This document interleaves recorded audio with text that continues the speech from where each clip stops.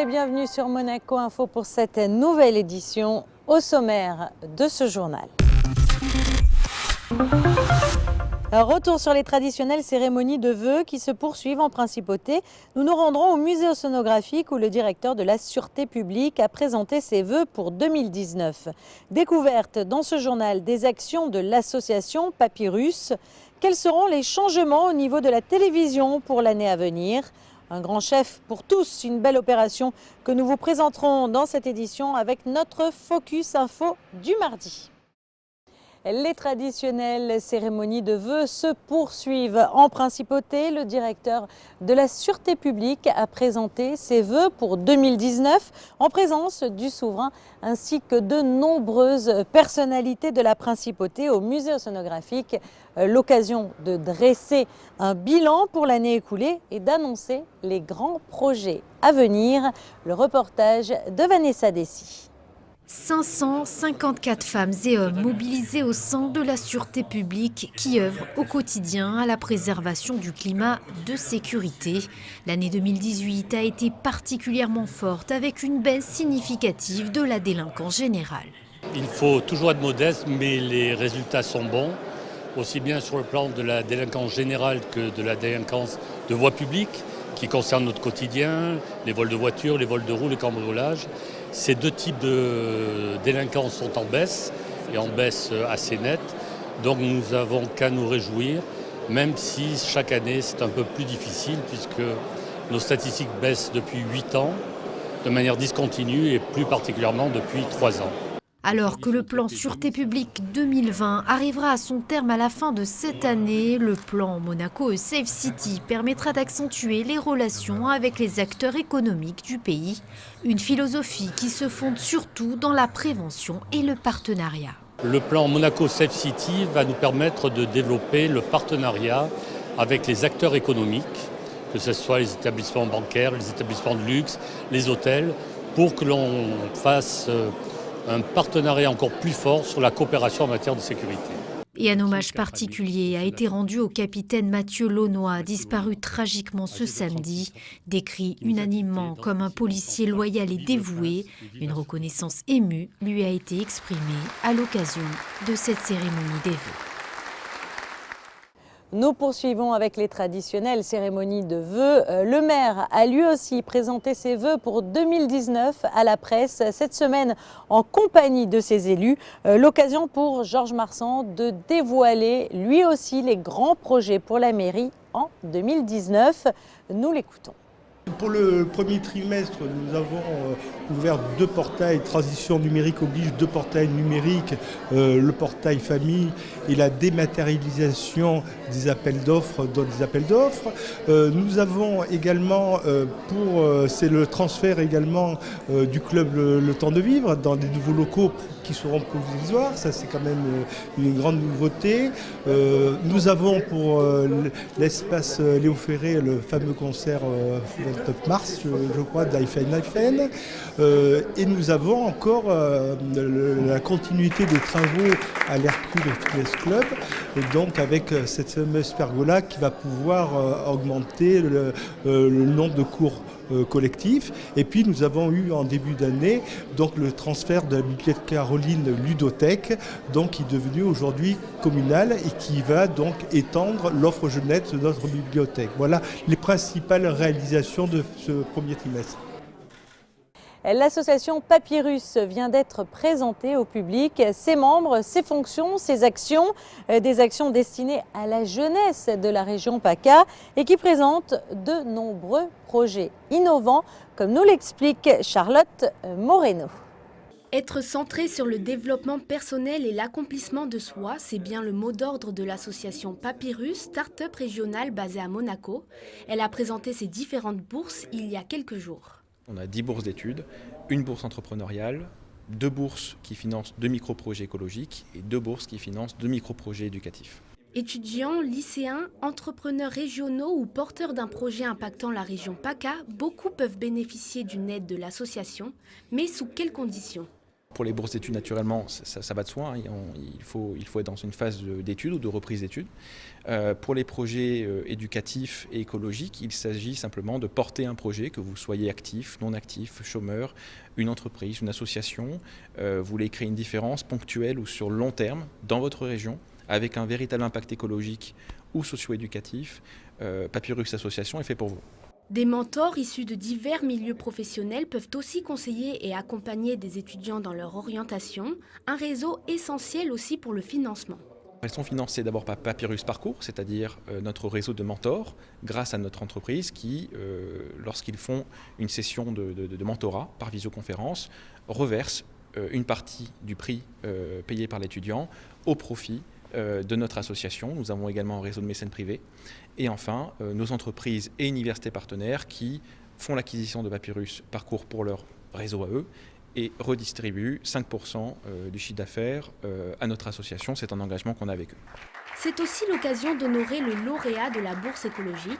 On est très fiers de récompenser notre premier projet, qui est un projet écologique qui est porté par un jeune couple de 30 ans qui s'appelle José et Simona, qui sont agriculteurs, en fait, qui ont un domaine dans les hauteurs de Monte-Carlo, à Beau-Soleil, et qui ont le souhait de transformer leur exploitation en domaine agricole biologique, avec un véritable impact pour eux, les habitants de la région, et également un impact auprès des animaux, notamment les chevaux, les chiens, les chats maltraités qu'ils récupèrent dans leur domaine.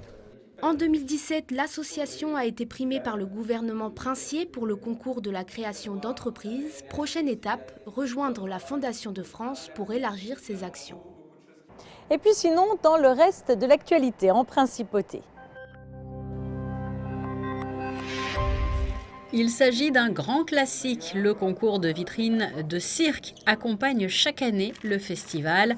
Les commerçants étaient une nouvelle fois nombreux à répondre à l'appel pour cette édition 2019 en décorant aux couleurs du cirque leurs vitrines.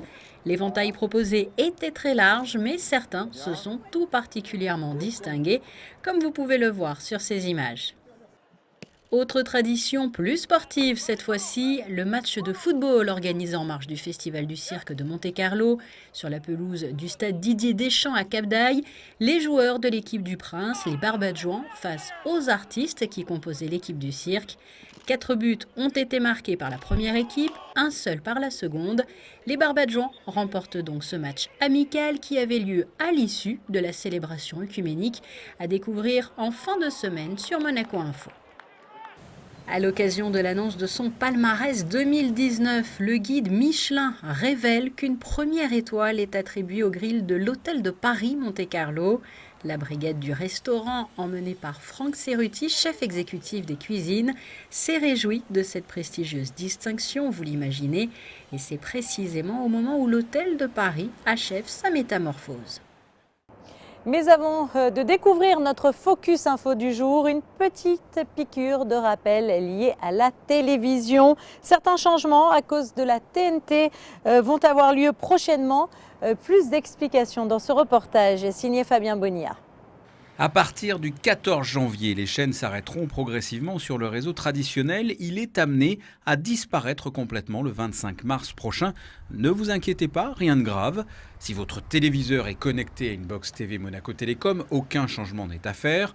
En revanche, si votre téléviseur n'est pas connecté et qu'il est directement branché à une prise murale, il y a une manip pour continuer à bénéficier d'un service de télévision et ainsi basculer vers le service numérique gratuit. Si votre téléviseur est compatible avec le format DVB-C, c'est en règle générale indiqué au dos du téléviseur. Vérifiez format DVB-C. Vous devez alors faire une recherche des chaînes. Enfin, si votre télévision n'est pas compatible au format DVB-C, là aussi, rien de grave. Vous pouvez vous équiper d'un décodeur. Monaco Télécom en propose un, par exemple, à prix coûtant dans ses boutiques au tarif de 49 €. Ce type de changement a déjà eu lieu dans les pays voisins. La France l'a fait en 2015, tous ont volonté d'aller vers le HD. Nous, on a laissé plus de temps justement pour que les parcs de téléviseurs soient forcément plus compatibles, puisque ça fait déjà depuis 2012, donc laisser au foyer le temps de renouveler leur téléviseur et donc de s'assurer un plus fort taux de compatibilité. Lorsque vous regardiez la télévision par le biais de la prise d'antenne murale, vous disposiez d'une dizaine de chaînes. Après votre changement, vous pourrez profiter de plus de 80 chaînes, dont 35 françaises.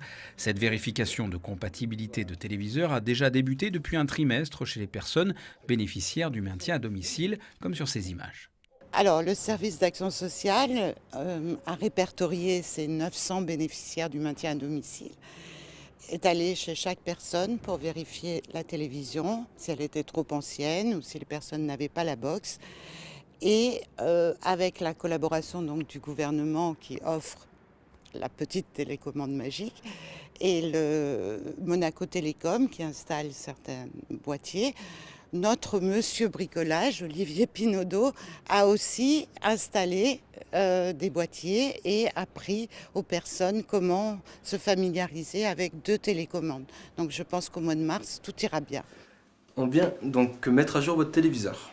Très bien, merci. Donc le service de télévision à Monaco est en train de changer. On passe sur du service numérique, donc c'est-à-dire la plupart des chaînes en haute définition.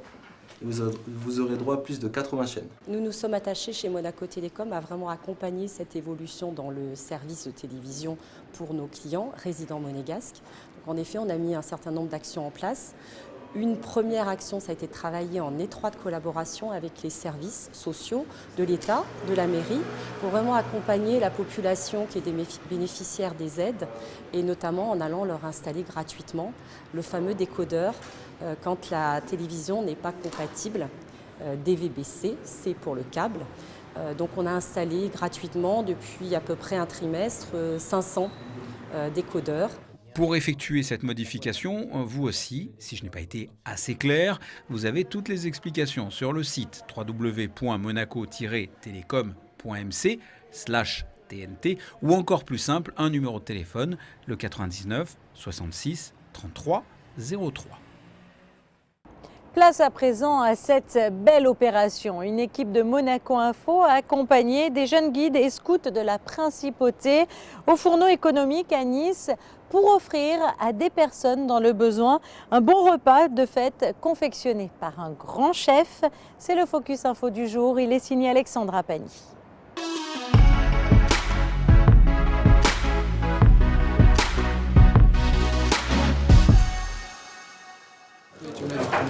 Ah, j'ai trop envie de goûter ça. Hop, et bon, c'est bon. Mais tiens, déjà une. Dans les locaux du fourneau économique à Nice, l'agitation en cuisine se fait sentir. Il est 10h et les bénévoles sont déjà tous à pied d'œuvre. Ils sont une quinzaine de jeunes de l'association des guides et scouts de Monaco à être présents pour cette opération. Et ils ne seront pas de trop car d'ici quelques heures, ce seront près de 200 repas qu'ils devront servir à des personnes dans le besoin. C'est une opération initiée par les pionniers Caravelle il y a déjà 6 ans. Donc c'est une opération qui débute déjà dès le mois d'octobre-novembre, puisque c'est le moment où on contacte un grand chef de l'hôtellerie monégasque qui va accepter de parrainer l'édition. Les faire participer à une action comme celle-là, ça leur permet aussi de comprendre que tout le monde n'a pas la même chance et que parfois de tendre une main, ça peut aussi permettre à des personnes défavorisées de rebondir et de se sentir valorisées et de repartir dans le bon sens. Robert Larigny est le chef coordinateur de l'opération qui a été renouvelée cette année pour la 6e fois. Et on est prêt, depuis 8h ce matin. Donc les jeunes ont mis un bon coup de fouet ce matin et ça va, ça se passe bien. Et puis les jeunes sont très motivés, c'est ce qui est intéressant. En fait, on cherche un peu à les intéresser, ils viennent volontiers. D'une année sur l'autre, ils se passent le message, ils attendent ce jour avec impatience. Pour le prix habituel de 1 €, ce n'est pas seulement un repas chaud qui est servi, mais un véritable menu de fête qui est proposé. Le parrain de cette année est le chef du Vistamar à Monaco, Benoît Witz. En amont, on a préparé des terrines de poisson, on a fait des petites sauces cocktails qui vont accompagner cette entrée. Et mon rôle, c'est de partager un bon moment convivial et gastronomique, si on peut amener un peu de gastronomie et de la chaleur pour cette journée. Après les entrées sur le thème de la mer, le menu se décline autour d'une volaille forestière et des raviolis d'herbe. Et pour finir sur une note gourmande, ce repas de fête, une tartelette amande au marron chantilly. Chaque année, les hôteliers de la Principauté font preuve de générosité en offrant chacun des ingrédients qui composent ce menu. J'ai réduit les volailles à la plancha.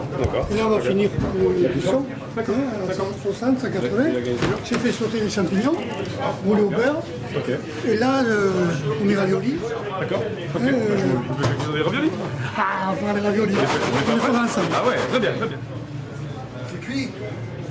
C'est prêt. Le fourneau économique est situé aux 2 rue Bada à Nice. Chaque année, plus de 28 000 repas chauds y sont servis. Cette association fonctionne grâce à des fonds publics, mais surtout à l'aide de généreux donateurs privés. Le cahier des charges, c'est de fournir un repas à qui on fait la demande sans aucun justificatif contre la somme d'1 €. On a à Nice un peu l'échantillon de tout ce qui se fait en matière de précarité, qu'elle soit financière, qu'elle soit au niveau des papiers, que ce soit au niveau de la solitude aussi. Et donc on est ouvert 4 midis par semaine pour servir les repas. Je vous fais confiance, faites-moi une décoration de table assez sympathique, dans la bonne humeur, on y va, 2-3 après, partez, à tout à l'heure. Les guides et scouts se sont répartis les tâches, certains sont derrière les fourneaux, d'autres assurent un service à l'assiette, mais ils s'occupent également de la décoration de table et de la plonge. Je suis contente d'être venue, je sais qu'il y a des gens qui ont dû se lever vraiment tôt pour préparer tout à manger et tout, et nous on est venus ici, on a décoré. C'est ma 5e année que je le fais, donc je suis un habitué et j'adore y participer cette année. J'ai pris mes dispositions ce week-end pour pouvoir le faire, parce que c'est vraiment, je trouve que c'est quelque chose qui est exceptionnel, parce que ces gens n'ont pas la chance d'avoir ça au moins une fois par mois, donc pouvoir leur faire au moins une fois par an, je trouve ça exceptionnel. Ça sent très bon, ça sent très très bon. Et après ce service, la journée n'est pas terminée pour certains des jeunes guides et scouts de Monaco, car ils accompagneront l'association niçoise MIR lors d'une maraude de nuit dans les rues de Nice. Il est à présent temps de passer en revue votre carte météorologique. Mercredi, il s'agira d'une journée particulièrement mauvaise, avec de la pluie et des orages prévus. Température fraîche de 4 à 7 degrés, pas plus. Retour du soleil jeudi, mais avec des nuages. Grand soleil vendredi avant un week-end plutôt mitigé, avec notamment de la pluie dimanche matin. Ce journal est à présent terminé. Merci de l'avoir suivi. Retrouvez tout de suite vos sorties cinéma de la semaine. Et puis quant à moi, je vous retrouve très vite sur Monaco Info. À très bientôt.